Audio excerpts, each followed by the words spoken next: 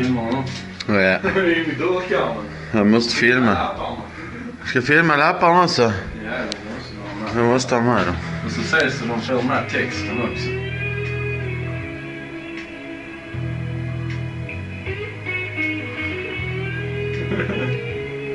Och det är Martins lapp där.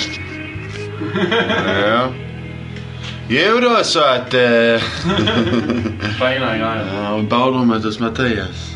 Ja. Try to clean your fucking hands. Alla våra jobb. Ja, det är anslagsväggen. Tavlan i väggen. Tajta fönster och sånt skit. Filma den. Fina grejer. Ja, ja. Det är sån. Nu ska vi se, här har vi en hund. Han jobbar som hund här nere. Kan vara lämpligt. How does it go?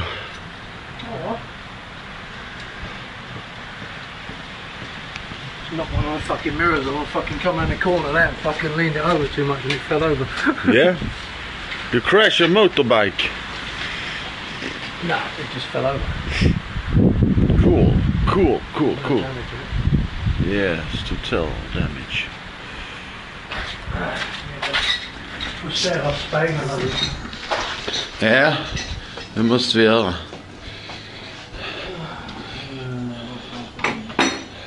Det är viktigt. Ja. Tar vi spegeln nu eller? Nej, jag har gjort. Du har tagit den, ja det är bra. Skriv upp timmarna på det. Det är viktigt. Fixning of motorcycle. Ja. Jag låser det för att jag trodde att de touch these people. Ja. Boss, vad jobbar du som? Hund? Jobbar du som hund? Boss. Hej. Hallå boss. Hallå boss. Vad gör du bossen? Hallå boss.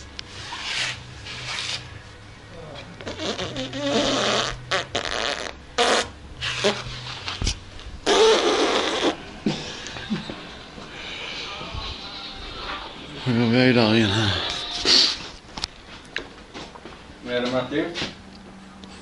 Hallå du. Jo då, det är väl bra.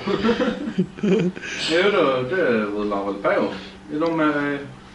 Ja, inte allt för mycket. Ja, precis. Ja. Torsdag. Ja, det är klart jag har inte bokat någonting på torsdag.